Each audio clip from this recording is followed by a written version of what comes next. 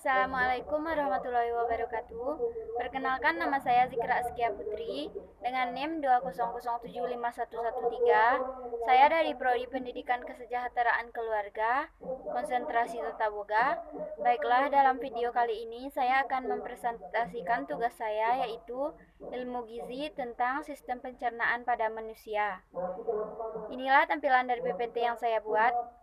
Sistem pencernaan makanan manusia yaitu mengubah makanan dan menyerap sari makanan yang dibutuhkan oleh tubuh dan juga memecah molekul makanan yang kompleks menjadi yang sederhana dengan bantuan enzim sehingga mudah dicerna oleh tubuh.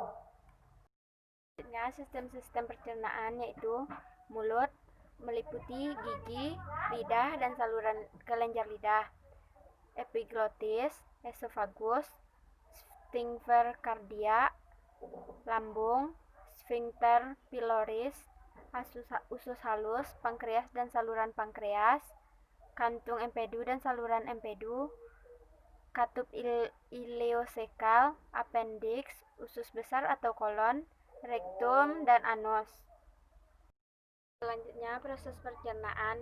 Berdasarkan prosesnya, pencernaan makanan dapat dibedakan menjadi dua macam seperti berikut, yaitu 1. Proses mekanis, yaitu pengunyahan oleh gigi dan dengan dibantu oleh lidah serta peremasan yang terjadi di lambung.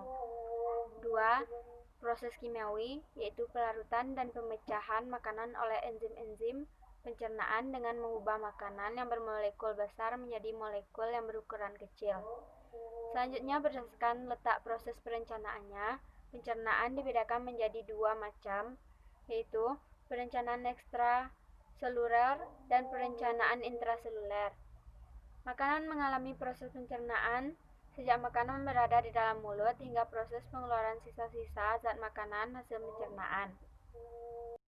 Selanjutnya, proses pencernaan makanan yaitu pertama, ingesti, yaitu proses pencernaan memasukkan makanan ke dalam tubuh melalui mulut.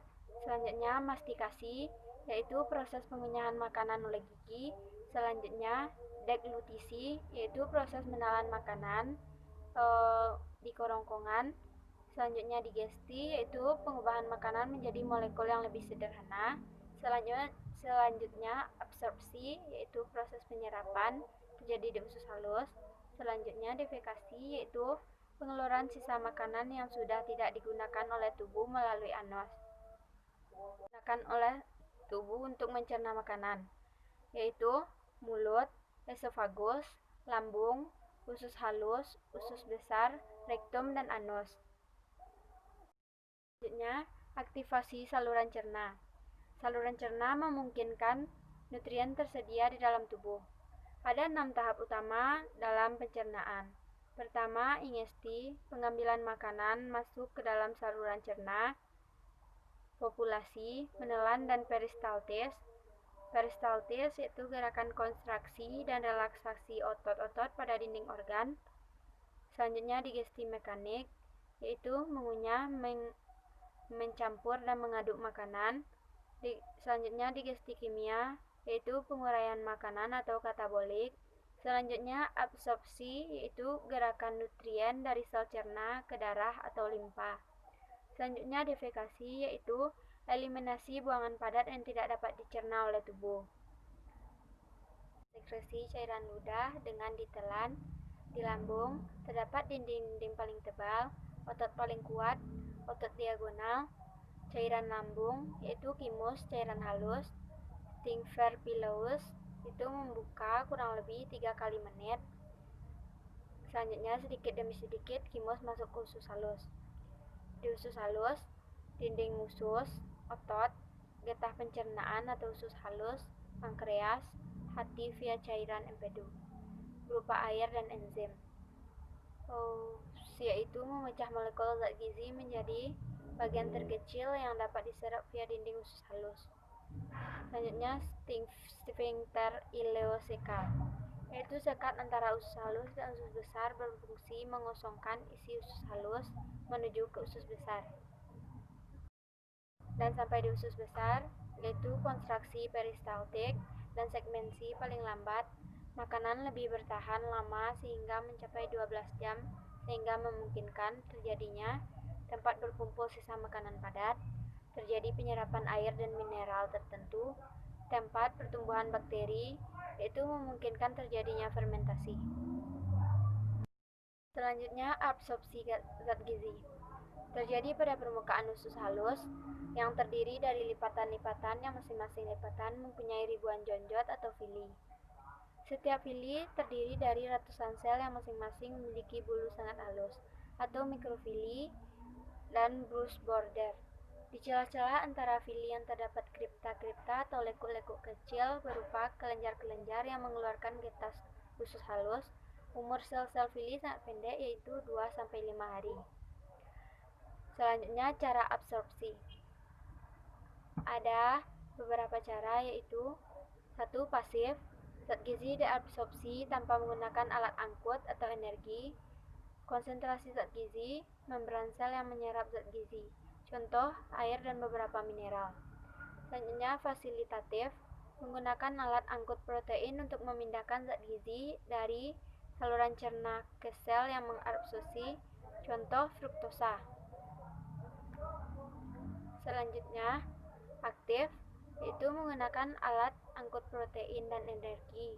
Contoh, glukosa, galaktosa, asam amino, kalium, magnesium, fosfat, iodida, kalsium, dan zat besi.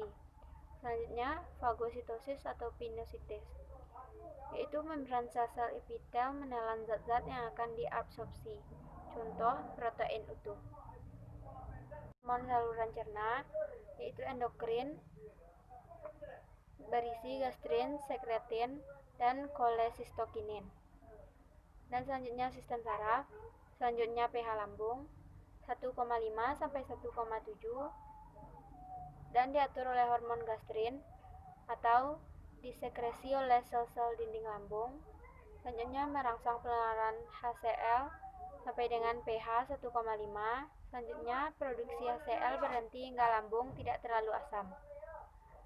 Dan langkah selanjutnya yaitu pembukaan sphincter pylorus.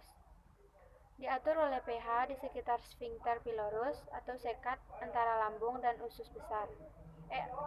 halus. Selanjutnya, akibat suasana asam tersebut, sel otot pylorus bereaksi sehingga sphincter menutup rapat kembali. Di usus halus, kimus asam akan merangsang sel-sel dinding usus halus untuk mengeluarkan sekretin ke dalam darah.